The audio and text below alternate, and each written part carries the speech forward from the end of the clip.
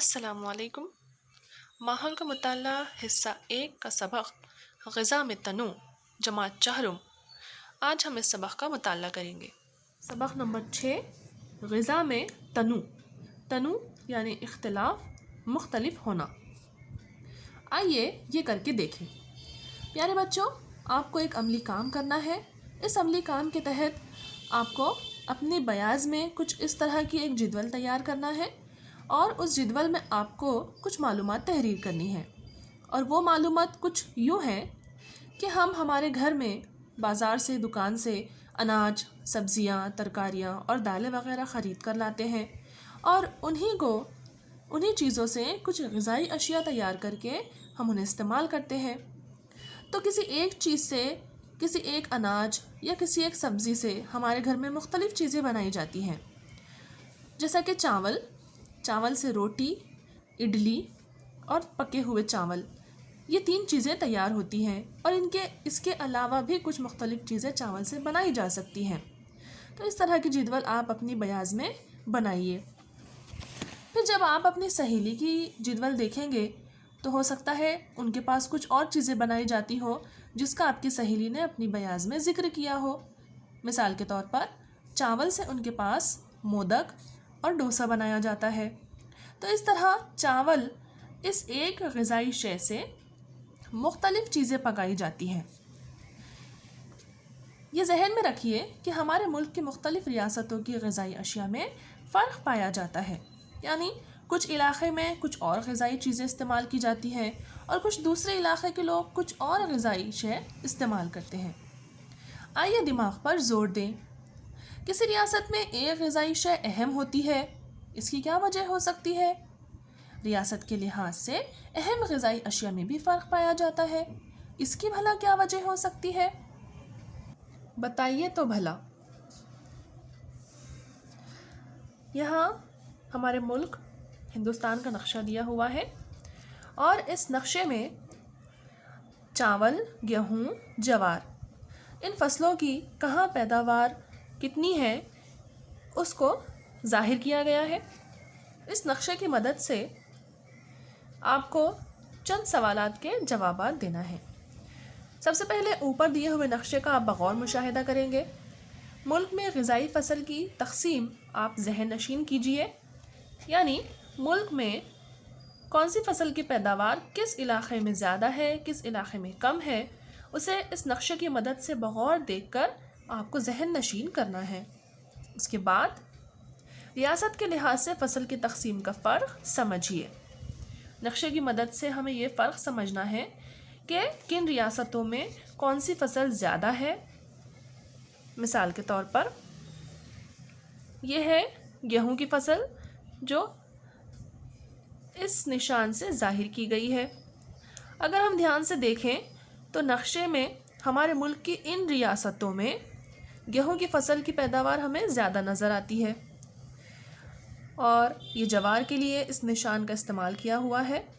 تو اس نشان کو اگر ہم بغور دیکھیں تو نقشے میں اس علاقے میں جوار کی پیداوار زیادہ نظر آتی ہے، اور چاول جو اس نشان سے ظاہر کی گئی ہے، چاول کی پیداوار ملک کے ان علاقوں میں، خاص طور سے ساحلی علاقوں پر زیادہ نظر آتی ہے۔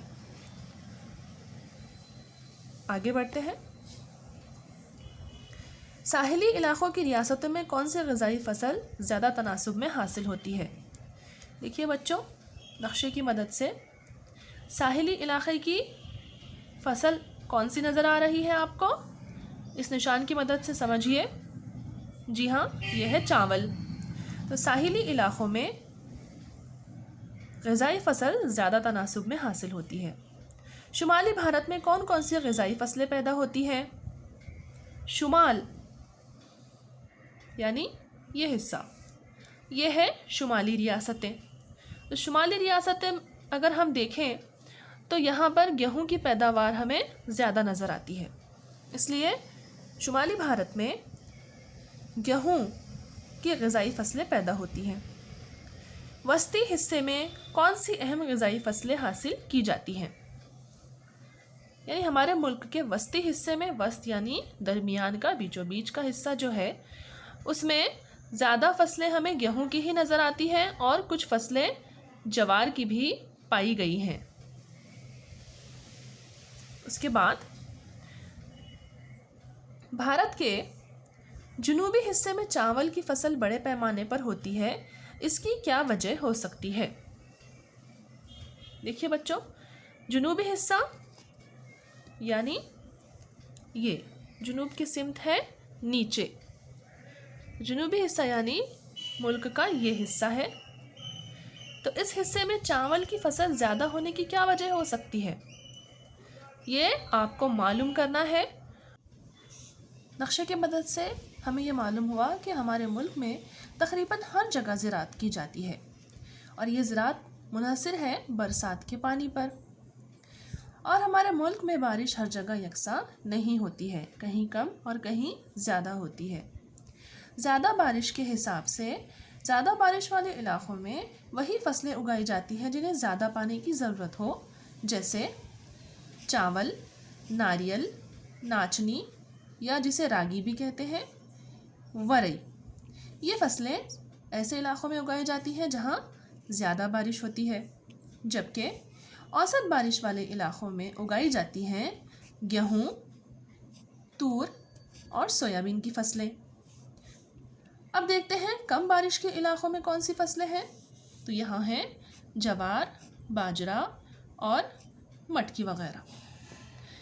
پیارے بچوں، فصل اچھی ہونے کے لیے ضروری ہے اچھے بیج، زرخیز زمین، مناسب دھوپ اور ضرورت کے مطابق پانی۔ انہی چیزوں پر اچھی فصل منحصر ہوتی ہے۔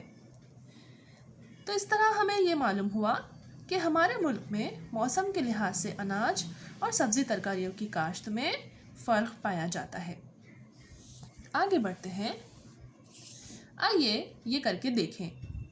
اب آپ کے لیے ایک عملی کام ہے۔ اس تصویر میں ہمیں کیا نظر آ رہا ہے؟ جی ہاں، ایک پھل فروش۔ اپنے علاقے کے پھل بیچنے والے سے آپ کو ملاقات کرنا ہے۔ دکان میں فروخت کے لیے رکھے ہوئے پھلوں کے نام اپنی کاپی میں لکھیے اور نیچے دیے ہوئے نکات پر پھل بیچنے والوں سے گفتگو کیجیے۔ کچھ 5 سوالات ہیں، وہ سوالات کے مدد سے آپ پھل بیچنے والے سے کچھ معلومات حاصل کریں گے، جیسے کون سے پھل سال بھر فروخت کیے جاتے ہیں، برسات میں نہ ملنے والے پھل کون سے ہیں، گرما میں کون سے پھل بازار میں ملتے ہیں، کس موسم میں پھل بہت زیادہ ملتے ہیں، کون سے موسم میں پھل کم ملتے ہیں۔ اس طرح سے ملاقات کر کے آپ کو یہ عملی کام مکمل کرنا ہے اور معلومات حاصل کرنا ہے۔ پھلوں کی دستیابی موسموں کے لحاظ سے کم زیادہ ہوتی رہتی ہے، موسم کے لحاظ سے ان میں فرق بھی پایا جاتا ہے۔ آئیے دماغ پر زور دیں۔ دیکھیے یہاں پر بہت سارے رنگ برنگے پھل نظر آ رہے ہیں۔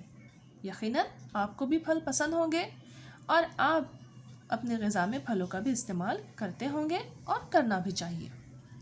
تصویر میں دیے ہوئے پھل دیکھیے اور نیچے دیے ہوئے نکات کو سامنے رکھ کر اپنی بیاض میں آپ کو ایک جدول بنانا ہے۔ اس جدول میں آپ کیا اندراجات کریں گے؟ یہ کہ کس موسم میں کون سے پھل آتے ہیں۔ تصویر میں جو پھل نہیں ہیں لیکن آپ ان سے واقف ہیں، تو ایسے پھلوں کے نام بھی موسم کے لحاظ سے آپ جدول میں لکھ کر اپنے جدول کو مکمل کر سکتے ہیں۔ جدول کچھ یوں ہیں: گرما، برسات، سرما۔ ان موسموں میں جو پھل آتے ہیں ان کے نام آپ اس کے متعلقہ کالم میں تحریر کریں گے۔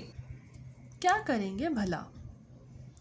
عرفان اور نعیم کو بازار میں آلو بہت سستے ملے ہیں، لیکن وہ آلو کا سالن کھانے سے اکتا گئے ہیں۔ آپ انہیں آلو سے بننے والی مختلف اشیاء کے نام بتائیے۔ پیارے بچوں، بے شک آلو سے بہت ساری چیزیں بنتی ہیں اور کچھ چیزیں ایسی بھی ہوں گی آلو کی جو آپ کو بہت پسند ہوں گی، تو آپ ہمیں کمنٹ باکس میں لکھ کر بھیجیے کہ آلو کی کون سی چیزیں جو آپ کے گھر میں بنائی جاتی ہیں اور آپ کو بہت پسند ہے، تاکہ عرفان اور نعیم کو بھی ایسی مزیدار چیزیں کھانے کو ملے۔ چلیے آگے بڑھتے ہیں، بتائیے تو بھلا۔ ذیل کے نقشے میں مہاراشٹر اور اطراف کی ریاستوں کی مشہور غذائی اشیاء دی ہوئی ہیں۔ نقشے کا مشاہدہ کر کے ذیل کا عمل کیجیے۔ اب ہمیں اپنی ریاست مہاراشٹر کے نقشے کا بغور مشاہدہ کرنا ہے اور ساتھ ہی اپنی پڑوسی ریاستوں میں بھی جو چیزیں غذا کے طور پر استعمال ہوتی ہیں ان کا مشاہدہ کر کے ایک جدول مکمل کرنا ہے۔ تو چلیے پہلے ہم نقشہ دیکھتے ہیں۔ مہاراشٹر اور پڑوس کی ریاستوں کی مشہور غذائی اشیاء۔ دیکھیے ان پیلے رنگ کے دائروں میں غذائی اشیاء کے نام تحریر کیے ہوئے ہیں۔ ہم کچھ نام دیکھ لیتے ہیں۔ یہ ہے ریاست مہاراشٹر کا ضلع جلگاؤں، یہاں پر مشہور ہے بیگن کا بھرتا۔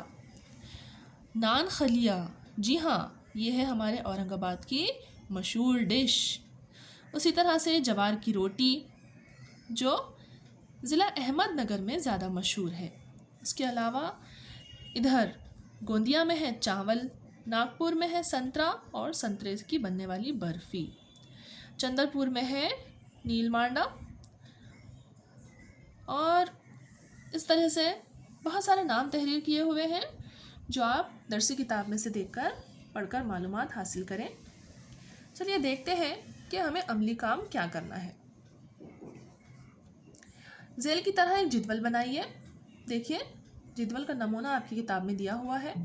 ضلع یا ریاست لکھنا ہے، اشیاء، اس کے بعد استعمال کی گئی غذائی چیزیں۔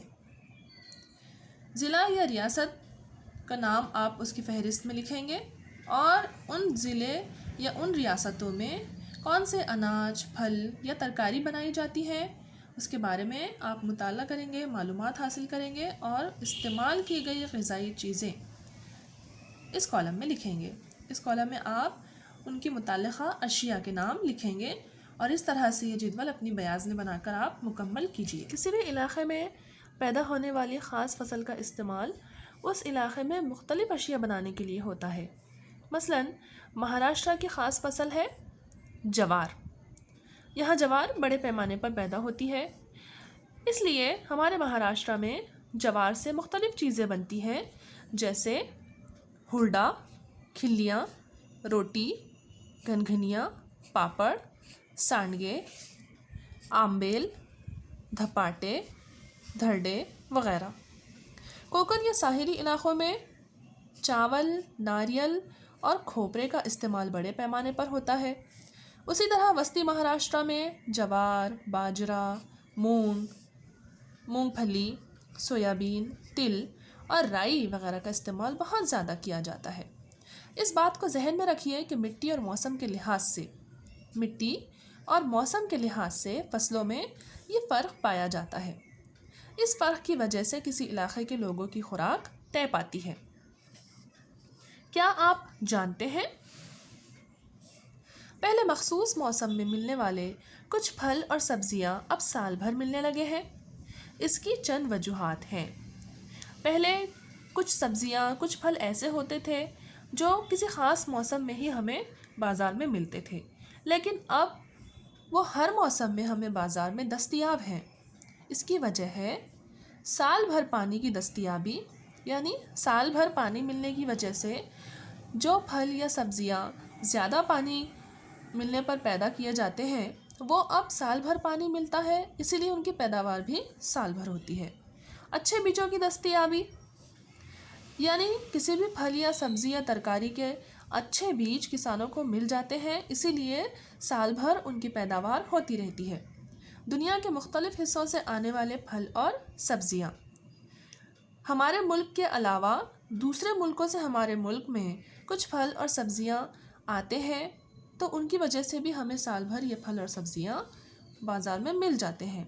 نقل و حمل کے تیز ذرائع کی سہولت، یعنی چیزوں کو لانے لے جانے کے لیے آج کل جو ذرائع استعمال ہو رہے ہیں وہ تیز تر ہو چکے ہیں، اور انہی سہولتوں کی وجہ سے ہمیں کچھ پھل سبزیاں اب سال بھر ملنے لگے ہیں۔ آئیے دماغ پر زور دیں۔ فرض کیجئے کہ آپ کو جوار، باجرا، گیہوں، چاول اور مکئی سے بنائی ہوئی غذائی اشیاء کھانے کے لیے نہیں ملیں گی، تب آپ کو کون سی اشیاء کھانی پڑے گی اس بارے میں غور کر کے فہرست بنائیے اور اپنی بیاض میں اسے لکھیے۔ اسے ہمیشہ ذہن میں رکھیں۔ کون سی فصلیں اگائی جائیں، اس کا انحصار علاقے کے موسم، مٹی، پانی اور ہماری ضرورتوں پر ہوتا ہے۔